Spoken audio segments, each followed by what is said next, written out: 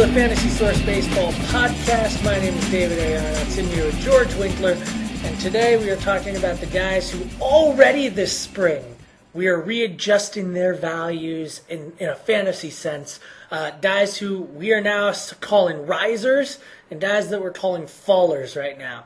So George, let's just jump right into this. Who are the guys that are jumping out at you as guys whose value is rising? Well, Pablo Sandoval is one of them. He lost close to 40 pounds. Yes, as his weight goes down, his value goes up. Exactly, and he came back refocused. He started out hot in spring, 9 hits in his first 30 at-bats, but as always, the key with him is, can he lay off those outside pitches, kind of like he's been laying off the French fries lately, long enough to really have value for the whole season? I mean, the weird thing about him is that everyone kind of understood that he's not exactly a guy who walks a lot. His patience is lacking, to say the least. As Giants fans, we know this very, very well. He was actually benched during the World Series last year. And it's one of those things where he looked like he was overweight and just wasn't himself, especially the guy who hit, 336, whatever it was, 2 years ago, and who absolutely rocketed through the Giants system the year before that. So, I mean, if he's in better shape, one would think that he'd be a better hitter. I think that last year was so horrible for him, and especially sitting out the World Series, that he had no other choice but to come back with a different plan this year. And the losing of the weight, that was significant. But it's a small sample size that we've seen so far. We're moving him up our rankings a little bit. I think he's like in the top 12 among third basemen. But can he go higher? I don't know. Like I said, small sample size. He needs to build on it. I imagine he's like one of those guys who, if you don't target him so much as you tell yourself, well, if I need a corner infielder or a third baseman, he's a good upside pick. Especially if I'm one of the last two guys to get a third baseman. Yeah, we know the talent's there. Like you said, he hit 330 a couple of years ago, and you're going to be looking for guys to bolster your corner infield because you always want to have those power guys. Power actually is a little bit rarer these days because of the steroid testing. So we're always looking for those corner infield guys to bolster behind our starters. Who are the pitchers that you're looking at this year that you see their stats rising? Well, a couple of injured pitchers, Jake Peavy and Joe Nathan, come back and look good early in spring training. Peavy's only allowed one run over 5.2 innings, and barring any setbacks, he could be in the White Sox rotation on opening day. Owners shouldn't freak out if he isn't, though.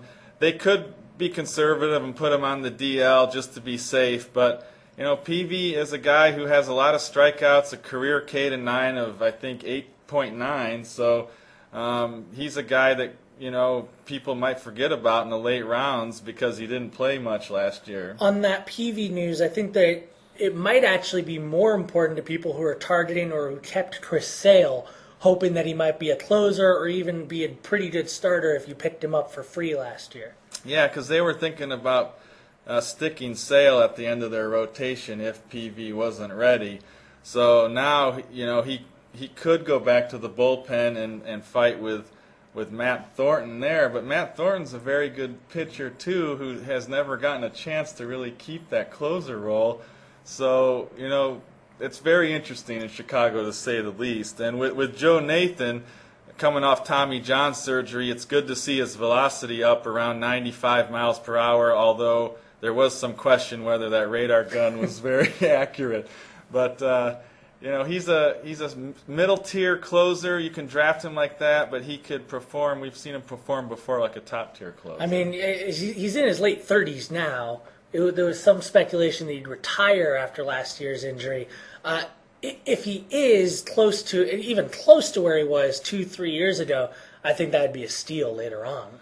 Yeah, he was a guy who was just a lock as a closer, and he was among our top 3 last year. So to see him pitching well again, that's an encouraging sign. Well, what about the guys who are falling right now? The guys that you see, for whatever reason, they're coming in here, they come into spring training, and maybe they got hurt, maybe they're just not performing well. Who's at the top of your list of guys that managers should be looking at? Well, Chase Utley is the big mystery right now. How bad is his knee hurt? We really don't know. He hasn't been in a spring training game yet. They talk about tendonitis. They've talked about bone inflammation. The longer they keep putting this off, the further he's going to drop. We've already dropped him behind Robinson Cano. I think he's going to drop further. People are going to be nervous about this guy. There's so much unknown with Chase Utley right now. So he could fall, even further, maybe out of the top 3 rounds of the draft. And the worst part, I would think, for the Phillies is that, and for fantasy managers, is that he has experience at first base in the major leagues, but they're not moving Ryan Howard for him. He hits like a first baseman. In theory, they should be able to move him to a position where maybe it would be less strain on his knees, but they're not going to be doing that anytime soon. No, they aren't. And, what are their options? They could go and trade for somebody like Michael Young. If they do that, I think you're sitting there going, wow, it must be serious for Utley. But they haven't really done that yet. It's just been a rumor so far. So I think they're still holding out hope that this guy can avoid surgery. Now, I see you also have Kendry Morales. That's Kendrys Morales listed on your fallers list. Yeah, he still hasn't played. We haven't seen him since the infamous home plate celebration. And so we've dropped him down to 13th on our first base list. So that puts him out of the starting nod for standard mixed leagues. What would you have to see in order to bring him back up? Would he have to hit like he did before, or would you be more confident and put him in that top 12 if he comes back and just shows basic competence? I think if he just shows basic competence, I think I just want to see him on the field, kind of like with Justin Morneau. He gets a 3-run double in a B game the other day, and he's a guy who was falling, and now maybe he's picking back up again because just that one appearance, just it gives us hope to tell us, the guy could play this year. What about the pitchers whose stocks are falling? Well, you got Craig Kimbrell, the guy that we were ready to anoint as the Braves closer, comes out and has 2 really rough outings, and then suddenly Johnny Venters is back in the mix for Braves closer. Kimbrell did have a good outing last time out, so maybe he can get back in that mix, and his K-9 we've discussed is out of the world. So hopefully he's not done there yet. Have the Braves made any specific statements about that, or are we still just saying, no, it's open? It sounds like it could be 50-50. I mean, Venters is back in the mix, like I said, so... hope your draft hasn't happened yet. Hope your draft hasn't happened. Pick the better guy. I still think the better guy is Kimbrell.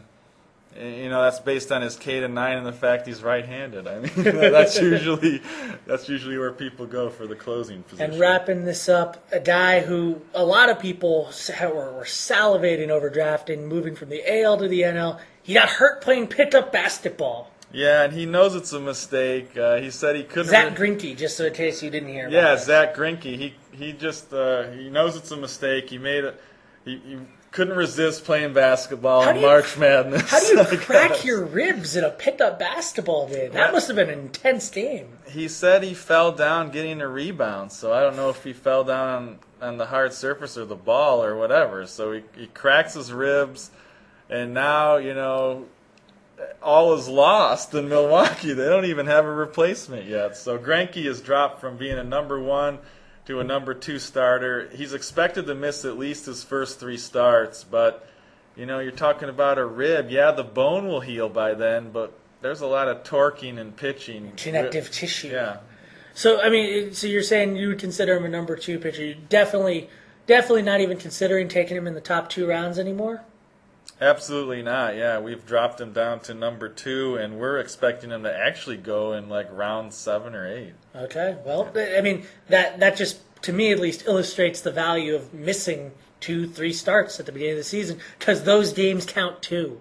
Absolutely. You go from 32 to 29 starts. That's a big difference at the end of the season. All right, George. Thanks for joining us. All right. Thank you.